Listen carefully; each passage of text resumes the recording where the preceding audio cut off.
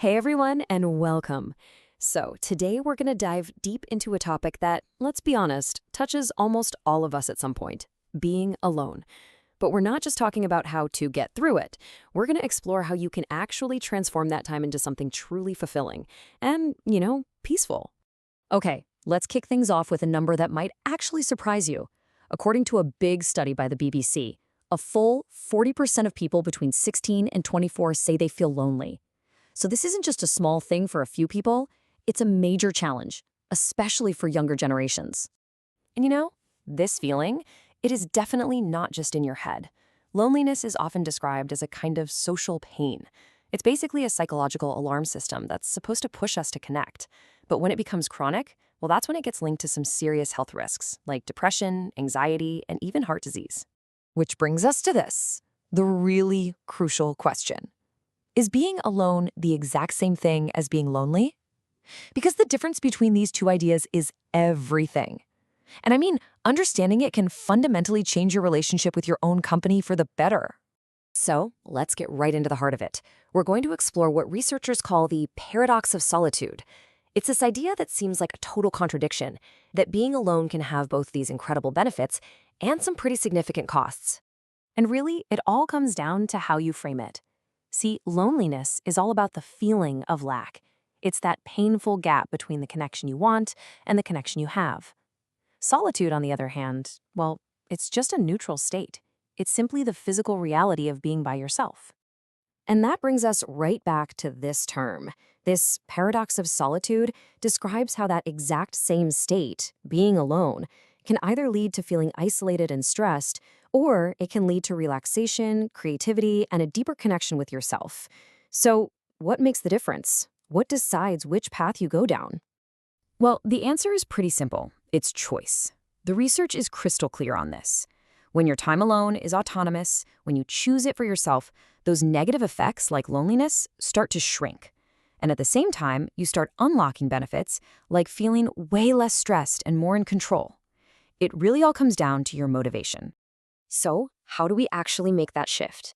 How do we go from feeling like we're being forced into loneliness to actively choosing fulfilling solitude?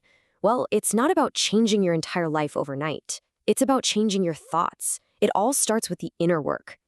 One of the most powerful, proven tools for this is something called cognitive behavioral therapy, or CBT. Now, CBT is built on this really profound idea that our thoughts aren't just random noise in our heads. They directly create our feelings, which then drive our behaviors. And that creates this feedback loop that can either keep us stuck or set us free. And CBT gives us a super practical 3-step way to break out of those negative cycles. First, you just have to identify the negative thought. Then you challenge it, kind of like a detective. Is this thought actually 100% true?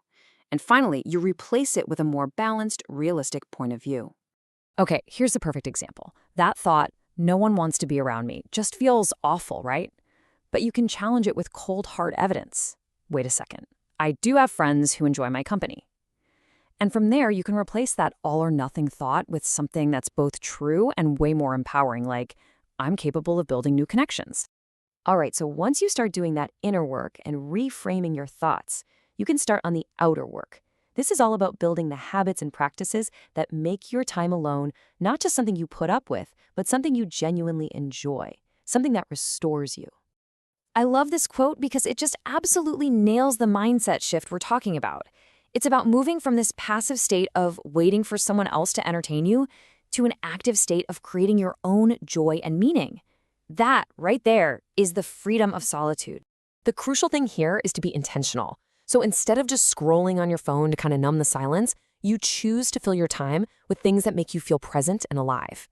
Maybe that's tapping into your creative side, getting outside and reconnecting with nature, or even just taking yourself out on a date to a museum or a nice cafe. And this really gets to the heart of it all. It's about treating your own company as valuable. Think about it. You wouldn't show up to a date with someone you care about and just stare at your phone the whole time. You've got to give yourself that same respect, that same effort, because you are absolutely worth it. So when you combine that inner rewiring with this outer habit building, something pretty amazing starts to happen. You stop just surviving your time alone, and you actually start to thrive in it. And that helps you build a much more resilient and peaceful life overall. So, what does thriving really look like? Well, psychologists have figured out that a truly satisfying life, whether you're with someone or on your own, is built on meeting three core universal human needs. And those three needs are autonomy, that sense of being in control of your own life, competence, the feeling that you're capable and good at things, and relatedness, that feeling of connection to other people. And here's the best part.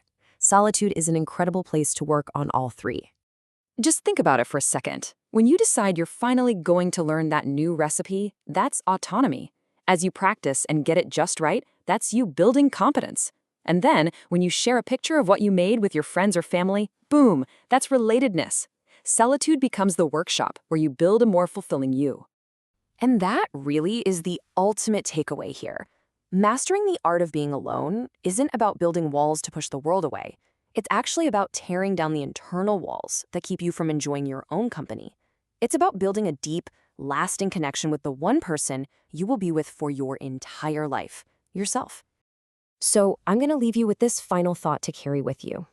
How can you, just this week, take one small step to treat your time alone not as some empty void that needs to be filled, but as a space to be truly cherished? The journey to a peaceful life? Well, it starts right there.